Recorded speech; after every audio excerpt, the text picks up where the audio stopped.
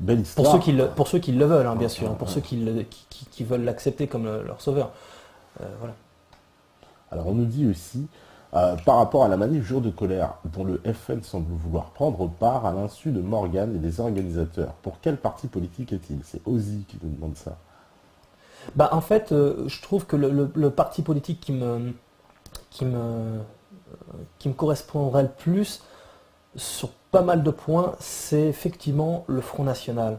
Mais le problème, c'est que je sais qu'il y a des francs-maçons chez eux. Ça me pose un gros problème. Je ne suis pas pour la laïcité non plus. Donc je suis d'accord avec pas mal de choses, on va dire 70% de ce que Marine Le Pen dit. Maintenant, je n'irai pas voter pour eux parce que je vote plus d'ailleurs. Parce que je sais que j'ai pas confiance en fait. Je n'ai pas confiance en eux. Et toi, tu penses aussi qu'il faille sortir de l'Union européenne? Absolument. Sortir de l'Union européenne avec des pays concertés. Hein. Pas tout seul et se retrouver comme des cons, mais à plusieurs, et retrouver notre souveraineté et retourner au franc. Ça, c'est très important, c'est fondamental. Moi, je suis patriote, hein, donc j'aime ma France, j'aime pas du tout ce qu'elle devient et j'aimerais vraiment que ça change. Et je sais que là, on est en train de vraiment démonter notre France, mais pas seulement notre France, le monde. Ouais. Et là, ce qui nous attend, ça va pas être... en fait, ça va être un dégringolade. Hein, petit à petit, hein, on va vivre une époque absolument incroyable, mais pas dans 50 ans. Je crois. Hein. C'est une conviction personnelle, je peux me tromper, j'espère que je peux me tromper parce que la guerre civile et la guerre mondiale, c'est absolument atroce et je souhaite vraiment pas ça, j'aimerais l'éviter et si je pouvais faire quelque chose, mais je crois que quelque part, pour certains je vais paraître fataliste, tu sais, ou négatif, mais je crois aussi il arrive un moment où il faut être objectif et voir les choses telles qu'elles sont. Et il est évident que le système ne va pas durer comme ça encore 50 ans. C'est impossible. À un moment donné, ça va vraiment péter. Tout ça sera finalement... Ça, c'est les prémices. C'est-à-dire même, voilà, même un événement comme samedi qui s'annonce déjà, un grand événement. Je sais, nous, on y sera, on viendra avec nos petites caméras pour vous filmer et savoir ce qui se passe. Mais voilà, c'est déjà les prémices d'un monde qui est en train de s'effondrer. Alors, il s'effondre. J'ai envie de dire, pour là en face, mais on a l'impression qu'en face, il y a comme une capacité de résilience absolument incroyable et qu'on va vers une dictature avec la force, quoi. On va nous imposer ça maintenant avec violence, il y a une violence. Là. Ce qui est triste, c'est que donc l'athéisme et le nihilisme ont fait que les peuples, t'as beau leur expliquer, leur montrer, j'ai des gens très proches dans mon entourage, j'ai beau avoir eu une appartenance maçonnique, j'ai beau avoir étudié nombreux sujets, j'ai fait beaucoup de lectures, j'ai assisté à beaucoup de conférences. Et encore une fois, je dis pas que je suis un intellectuel et j'ai mes limites, mais je sais, sur certains domaines, je sais quand même de quoi je parle et j'ai parfaitement compris l'Empire. Pour citer le livre d'Alain Soral, comprendre l'Empire. T'as beau leur dire n'importe quoi, en fait, ce qui prouve bien d'ailleurs que l'humain, par essence, n'est pas mauvais à mes yeux, c'est qu'il attend toujours d'être dans la merde pour se manifester. Il attend de mourir de faim, il attend toujours d'un truc. Ce qui prouve bien que l'humain, par essence, n'a pas envie de faire la guerre. Et j'ai même jusqu'à dire que nos élites ne représentent pas, parce qu'il y en a qui vont dire ouais mais nos élites c'est des humains.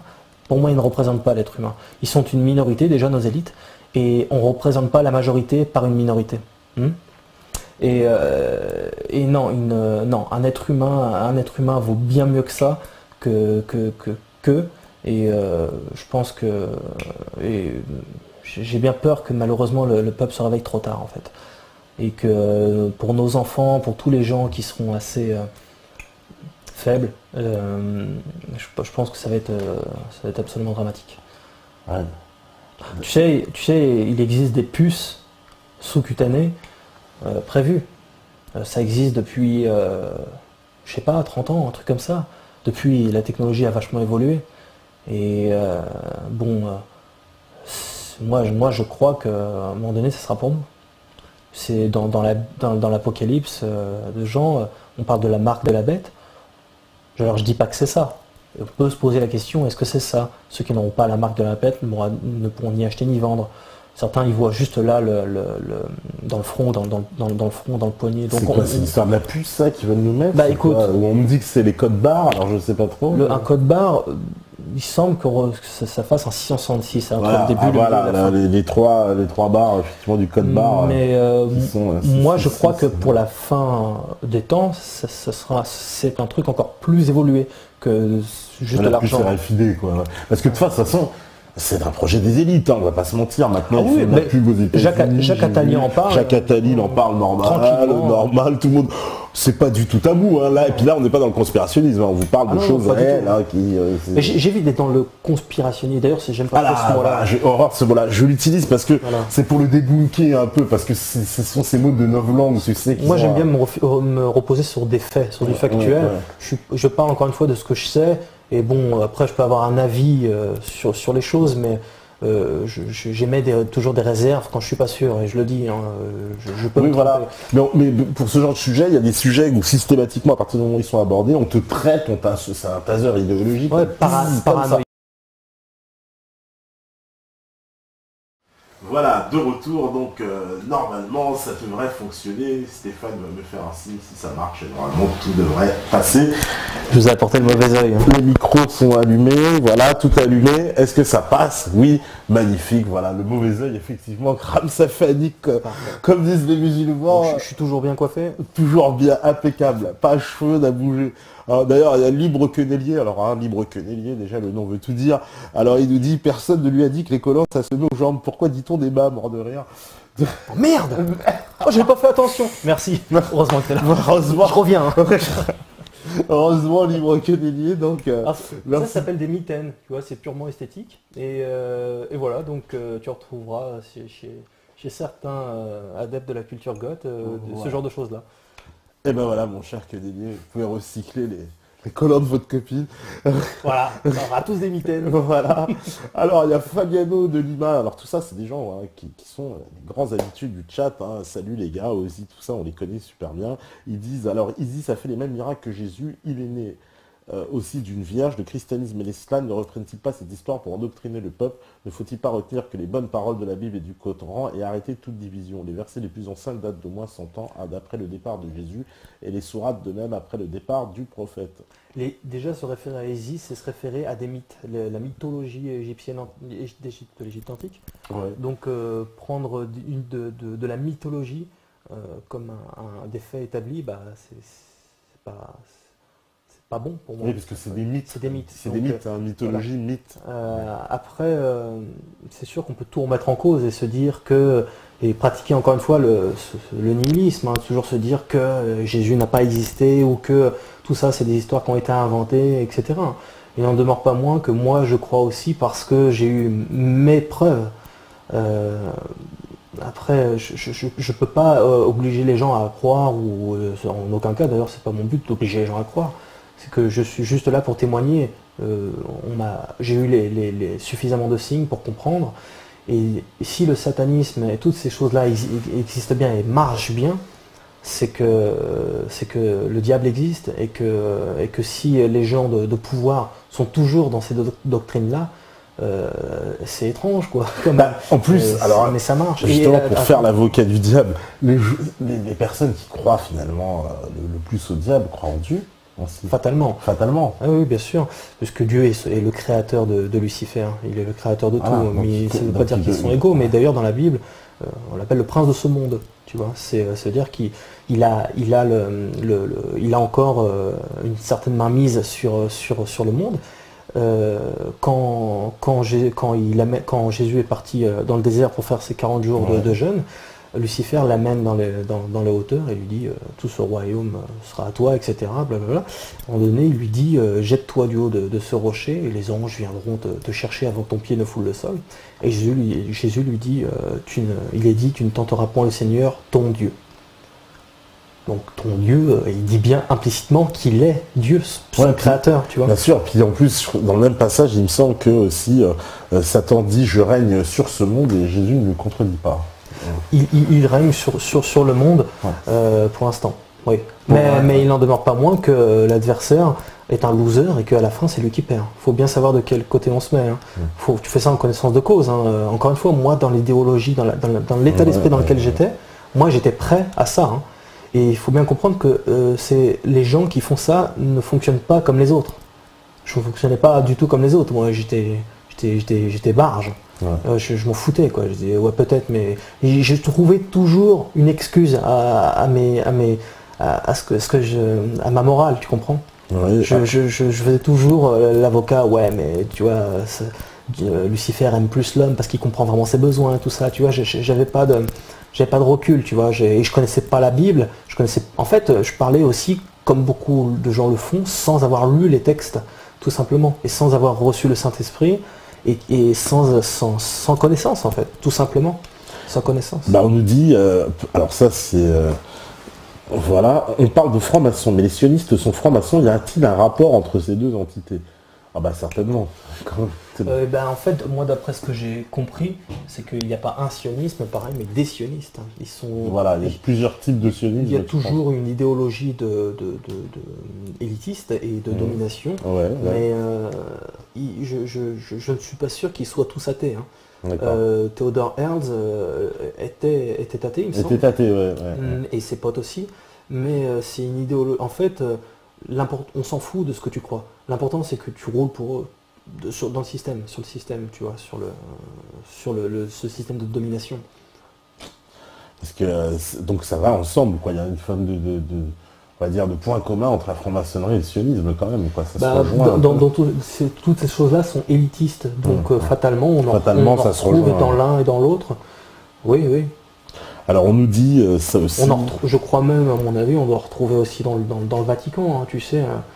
Il y en a un peu partout, dans tous les endroits de pouvoir, en fait. Alors tout est lié. On te demande si tu crois aux extraterrestres. À aucun moment dans la Bible on réfute l'existence de ces choses-là. Ouais. Donc non, oui, il doit y avoir des milliers, des millions, peut-être même des milliards de vies différentes qui ont donc leur histoire. Et oui, ça. Il y a un ancien ministre du Canadien de la Défense, là, c'est un article qu'on a diffusé là sur la page, qui dit qu'il existe 80 espèces d'extraterrestres qui en gros, ont dans son rapport sur notre planète. Alors c'est un ancien ministre de la Défense canadien, c'est authentique. Il y a des ufologues, comme il y avait par exemple Jimmy Dieu qui est mort. Jimmy Dieu qui est mort bizarrement. Lui, je crois qu'il en avait comptabilisé une trentaine ou un truc comme ça. Bon, c'était les petits gris qui manipuleraient le monde en fait, et que le gouvernement serait. Mais en fait, si tu écoutes bien Jimmy Dieu, il y avait énormément de conditionnels dans ce qu'il disait, énormément. Alors il parlait aussi du groupe Bilderberg, de réseaux influents. Exactement, il en parlait déjà depuis longtemps, parce que là on parle des années 80, il faut le rappeler, donc c'était une époque loin du conspirationnisme, ça n'existait pas à l'époque. C'était l'un des premiers en France, c'était l'un des premiers médiatisés, et d'ailleurs il était chez Memphis Pilgrim aussi, hein. Il était à franc-maçon. Ah, d'accord. Okay. Parce qu'il est mort, paraît-il, il a attrapé un cancer du côlon. Et il me semble qu'on a retrouvé une barre d'uranium dans son siège. Là où il écrivait. Là où il est venu passer clair son temps, justement à faire ses dossiers, etc. Et c'est ses amis, en déménageant son bureau, ils se sont aperçus qu'effectivement il y avait une plaque d'uranium. C'est bizarre quand même. Qu'est-ce qu'elle vient foutre là, la plaque d'uranium? Bon, après on peut toujours dire... sur tout un tas de raisons, mais c'est quand même extraordinaire. Je dirais pas que c'est du factuel, mais bon, connaissant l'adversaire, ça m'étonne pas, quoi. Alors, qu'est-ce qu'on nous dit encore? Là, c'est Weiss Sérieux. Tout est annoncé par l'eschatologie des bouleversements à venir, du Dajjal après la Grande Guerre et du retour du Messie. Oui, tout est annoncé, donc ça, c'est un musulman qui parle. Ouais. Dajjal, beaucoup d'amis musulmans sur le chat. Parfait, très bien. En fait, l'eschatologie, donc dans la Bible, ça fait une dizaine de pages, et donc ça a un terme bien précis, c'est 10 pages, c'est de l'eschatologie, et pas de la scatologie. Hein, l'eschatologie, pas confondre.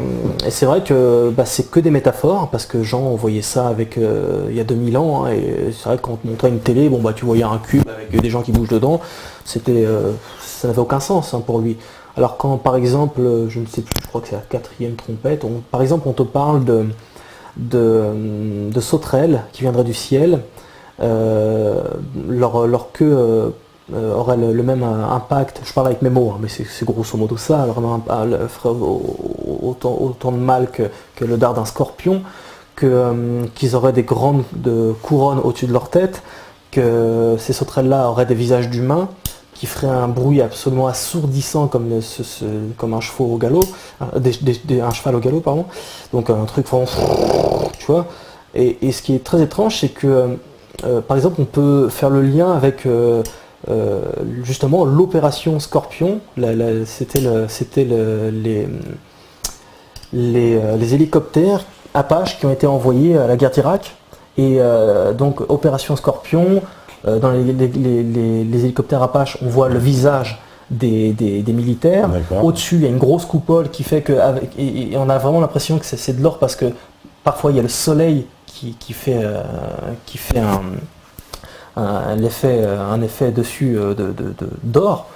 Qu'est-ce qui fait donc le bruit de chevaux au galop? C'est bien un hélicoptère, tu vois.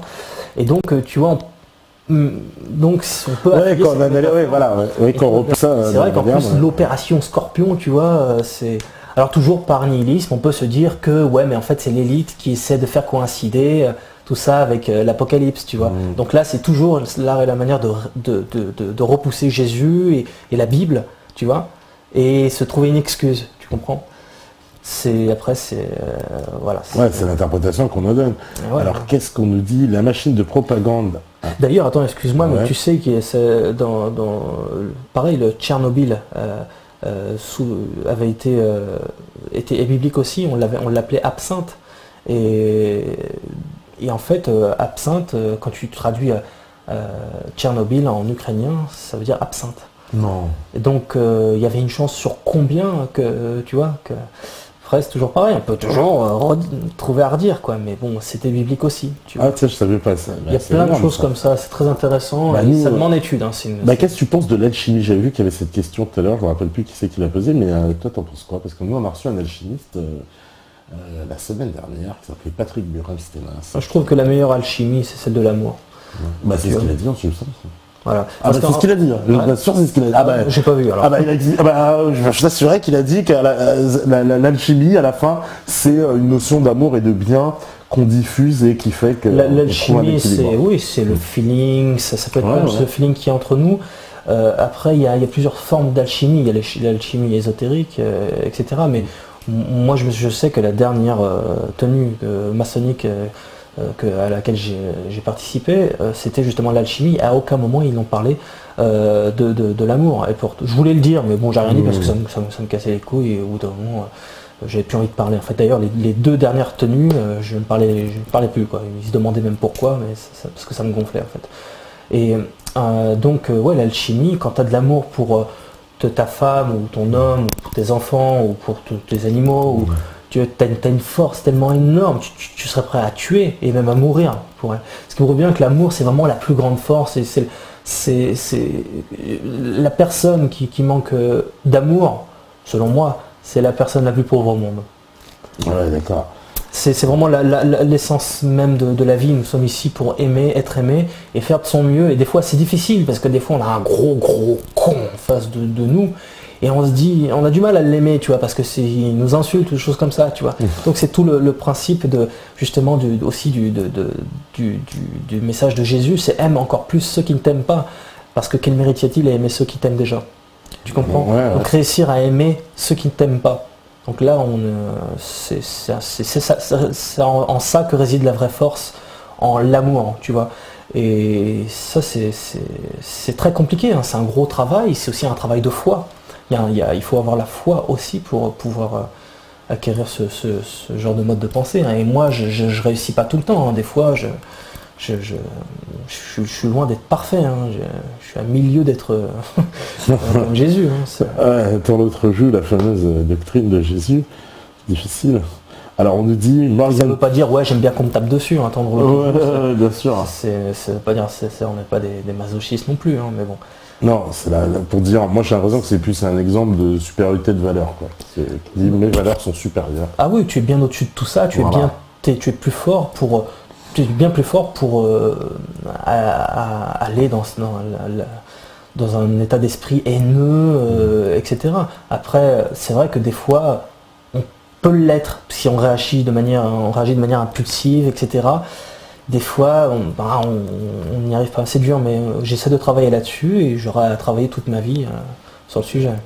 Ouais, parce que là, alors ça c'est Roger Liu, il dit on peut pas négliger les récupérations politiques et donc élitistes qui pourraient nous mener vers de mauvais objectifs. Il parle de la manifestation, parce qu'il disait aussi, oui, est-ce que cette manifestation, il reparlait, voilà, j'aimerais qu'on revienne sur les associations que disait Asselineau, car à première vue, il n'a pas tort si on écoute bien les propos de Morgane. Ah bon.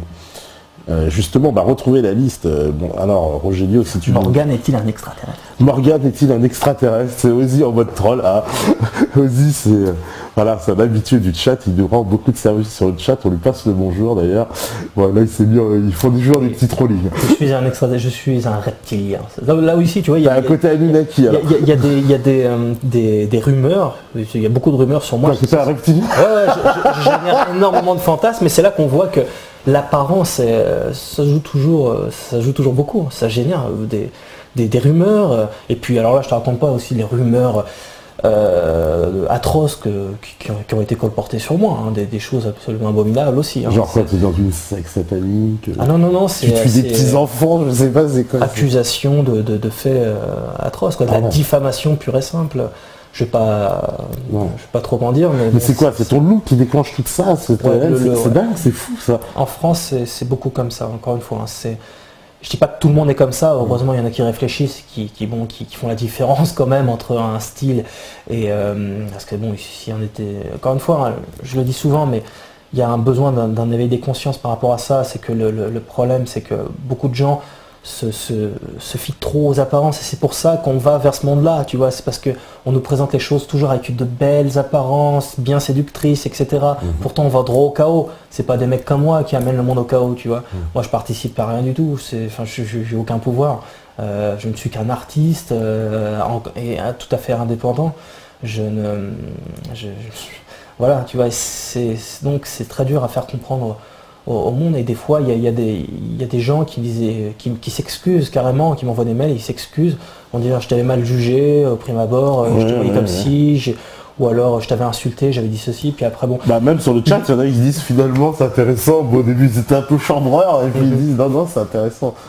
Mais moi ce qui m'étonne en fait, c'est que les gens s'étonnent. C'est ça qui m'étonne. Pour moi c'est tellement normal et j'ai toujours été, depuis mon adolescence je suis comme ça. Et ça n'exprime pas un état d'esprit de suicidaire ou de choses comme ça. D'ailleurs, il faut savoir que dans la communauté goth, sans la défendre, hein, je ne suis pas porte-parole de personne, mais c'est pas dans cette communauté-là qu'on va retrouver des gens avec des idées de suicide. Hein. C'est des gens qui se suicident, il y en a tous les jours en France, et c'est pas des goths. Hein. Tu vois, il y a un homme qui s'immole tous les 3 jours en France, c'est pas un goth. Hein. Tu vois, il y a etc. Bon, c'est... Alors on nous dit aussi, d'après le film Zeitgeist, l'histoire de Jésus est une allégorie du cycle solaire. L'Empire romain aurait fait une compilation d'anciens textes des mythes d'autres empires afin de contrôler une frange de la population. Qu'en penses-tu? Là encore, on se réfère à des mythes. Encore, ouais. Jésus n'est pas un mythe, même si à la limite qu'on ne croit pas en son côté divin, même dans certains textes romains, on fait allusion. Mais quand même, on fait des parallèles entre la Bible et d'autres livres plus anciens. On t'a cité le livre d'Enoch, moi j'ai pas lu, mais je connais aussi l'Épopée de Gilgamesh. Jésus parle du livre d'Enoch. Il en parle. Je crois à 2 reprises. Alors, je suis encore toujours en études bibliques, mais si il en parle. Ça c'est sûr. Il fait référence à Enoch qui a été enlevé.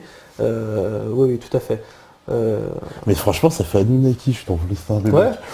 Écoute, le mec enlevé, machin qui revient sur Terre, c'est complètement... ça fait ambiance, je sais plus comment on appelle ça d'ailleurs, les enlèvements d'extraterrestres, ça porte un nom... Les abductions. Les abductions, voilà, on appelle ça comme ça. Ça fait très une abduction, je trouve. Oui, mais pourtant, parce que toi tu te réfères à ça. Je suis ambiance 2014, voilà. Mais c'est vrai que pour un croyant, il n'y a absolument rien Enfin, ça peut paraître bizarre, il n'y a rien d'incroyable, quoi. Dieu, c'est le dernier de ses soucis, encore une fois, a enlevé un homme, celui qui lui plaît, et il avait un message à établir, manifestement, avec cet apocryphe, le livre d'Enoch. Donc il l'a enlevé, mais il part sur la planète. Il l'a amené, il lui a montré les 7 ciels, et ensuite il lui a parlé, il l'a fait redescendre avec des livres et 2 anges. Et ensuite les anges l'ont aidé à l'inspiration, etc., et à se souvenir de tout ce qu'il avait vu, et écrire le livre. Et ensuite, il a été repris, tu vois. Donc sa famille était au courant et donc ils ne se sont manifestement pas inquiétés selon le livre d'Enoch. Encore une fois, ce livre, je le prends avec des pincettes. Je dis pas qu'il est faux et je dis pas qu'il est vrai non plus. Encore une fois, moi c'est vraiment plus le Nouveau Testament et surtout la parole de Jésus qui m'intéresse. Maintenant, Enoch, ce que Jésus en parle, c'est incroyable. Je savais pas que Jésus il faisait référence. C'est parce que tu n'as pas lu le Nouveau Testament. Pas tout, si j'ai lu en plus le Nouveau Testament. Vite fait alors. Voilà, mais je me rappelle pas ce passage. Tu l'as lu en fermant les yeux? Non, je l'ai lu, mais il y a longtemps, mais je l'ai lu. Je me suis pris la tête pour lire l'Ancien Testament, le Nouveau Testament et le Coran. D'accord. C'est bien, ça te donne au moins des points de comparaison. De comparaison. Et d'ailleurs, j'ai vu beaucoup de points communs que certains refusent de voir. Il y en a énormément, je trouve. Alors, on nous dit aussi, Morgan Prise, le pape de l'Apocalypse, bon, le problème... Ça va rester ça, le pape de l'Apocalypse. Il annonce que des mauvaises nouvelles. On nous dit, le problème, c'est quand on mélange les extraterrestres et la conspiration, qui pour moi n'est plus une conspiration, mais un fait décrédibilise ce qui est palpable du sujet de la conspiration quand on y ajoute les extraterrestres. C'est de limite 72. Ouais, mais bon, ça existe quand même, quoi. Enfin, peut-être, j'en sais rien, mais on peut poser la question, au moins. Après, on nous dit, Rogelio, Tepa, je suis pas sûr que tu sois d'accord avec Morgan pour dire qu'Asselineau est un adversaire et donc un membre des élites. Ah, bah, c'est ça, effectivement, c'est une discussion. Moi, je sais qu'Asselineau, il est assez pertinent. En général, quand il sort des informations, c'est toujours sourcé et tout. Donc maintenant, moi j'ai lu cet article, effectivement, il a parlé d'un certain nombre d'associations. J'ai pas été voir à la pause, mais vous pouvez peut-être envoyer le lien pour qu'on se rappelle, mais il y avait une association, je crois, contre l'avortement ou un truc comme ça. Une association qui est européiste aussi, je ne me rappelle plus, en fait, il faudrait que vous nous mettiez la liste des associations. Maintenant, est-ce que ça veut dire qu'il ne faut pas participer à ce genre de colère? La question, elle est profondément là, quoi. C'est-à-dire, oui, je pense que dans un événement comme ça, il y a Christine Tazin aussi qui dit que les dieudonnistes ne sont pas les bienvenus. Il y a une autre personne, je ne me rappelle plus aussi, qui a dit ça à la radio, là, qui a dit, oui, dans cette manif, on ne veut pas des quenelleurs et des dieudonnistes. Bon, ça va être difficile. Mais qui a dit ça? Voilà. Alors, il y a Christine Tazan, ça je sais, c'est la fameuse dame de riposte laïque, qui... Bah ouais, moi je suis pas pour la laïcité. Donc du coup je suis d'accord avec certaines choses qu'elle peut dire et d'autres pas du tout. Donc moi, quitte à, je suis entre choisir entre Diodo ou Tassin, ça se discute pas. C'est ça. Il n'y a plus rien au-dessus. Il n'y a même pas le soleil, il n'y a plus rien.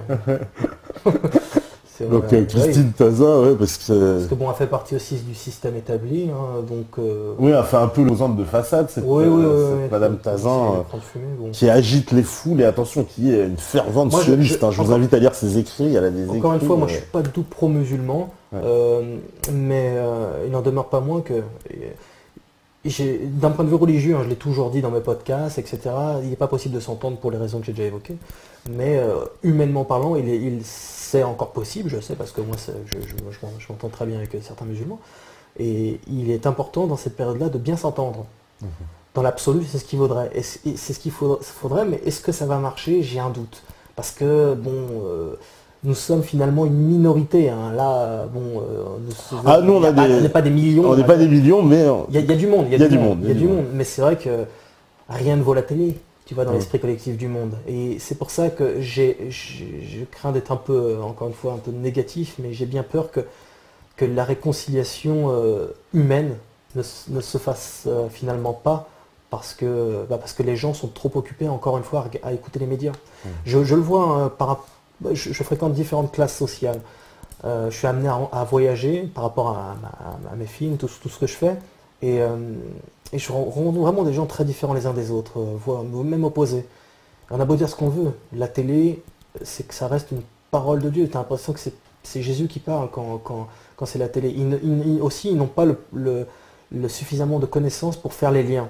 Pour se dire tiens là ils nous mentent mais parce que en fait ça pourrait être ci, ça pourrait être ça. C'est important à la limite les infos ça pourrait être intéressant de les regarder si on a vraiment les bagages culturels et on a un esprit de synthèse qui fait qu'on peut comprendre là où ils veulent vraiment en venir, tu vois. Quand on parle des musulmans à la télé, c'est souvent le méchant musulman poseur de bombes.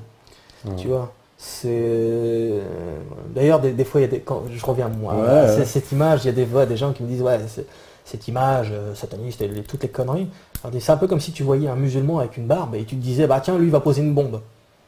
Tu vois, c'est pareil, c'est se fier à son image alors que le mec c'est un ange, il ferait pas mal. Tout à fait, bah ouais, un bel exemple voilà de tu vois, et encore une fois hein, je parle vraiment je crois avec objectivité hein, je le répète, je suis pas pro-musulman mais il est évident que il va, enfin bon, on sent qu'il y a une manipulation, il y a un désir de... on tape sur l'islam à tour de bras dès qu'on peut quand même. Sur le christianisme aussi. Et sur le christianisme aussi, je le précise tout le temps. Sur les chrétiens, c'est une cible au même titre que les musulmans. Ce qui me dérange, c'est le deux poids deux mesures. À la limite, je veux bien qu'on tape sur les chrétiens, les musulmans, mais aussi alors sur les juifs, tu vois.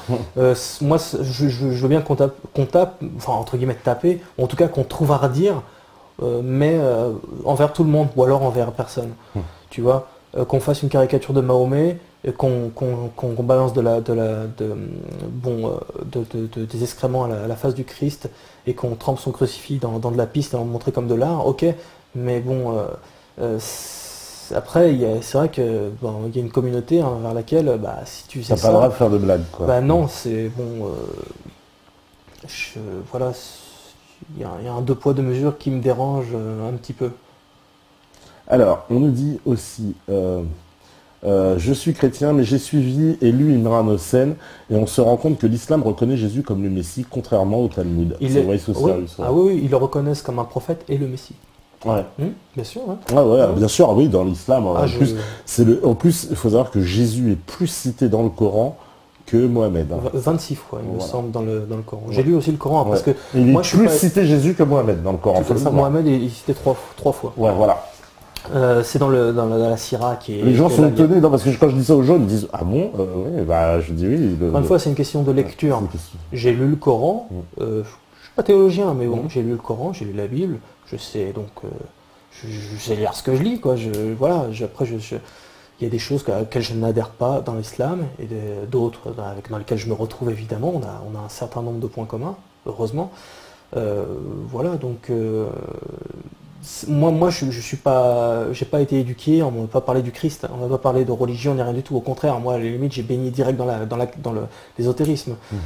Donc, moi, j'y suis venu par moi-même et je voulais avoir un point de comparaison. Donc, j'ai commencé à lire tout premièrement le Nouveau Testament parce que j'ai eu aussi des signes en rapport à Jésus-Christ, pas à Mahomet ou pas à un autre prophète.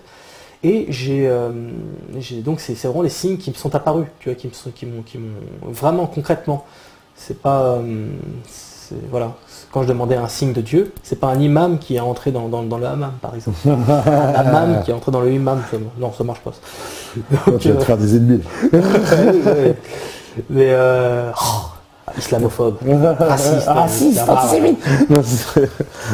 Alors on nous dit, les traditions antiques sont toutes vraies, le paganisme entier n'est qu'un système de vérité corrompu et déplacé, il suffit de nettoyer pour ainsi dire, et de les remettre à leur place pour les voir briller de leurs rayons. C'est Joseph de Maistre, c'est une citation, donc Nasrallah Pendragon nous a écrit, il nous en a écrit une autre de Laurent James, la dynamique de l'unité, c'est-à-dire de Dieu, et d'une dynamique qui repose sur trois termes, la manence, la création, ensuite la procession, le cycle, et ensuite la conversion, le retour à l'unité. C'est une dynamique que l'on retrouve absolument dans toutes les traditions, y compris les trois dernières traditions monothéistes. Vous retrouvez ça aussi bien chez Maître Eckhart que chez Ibn Arabi, Laurent James.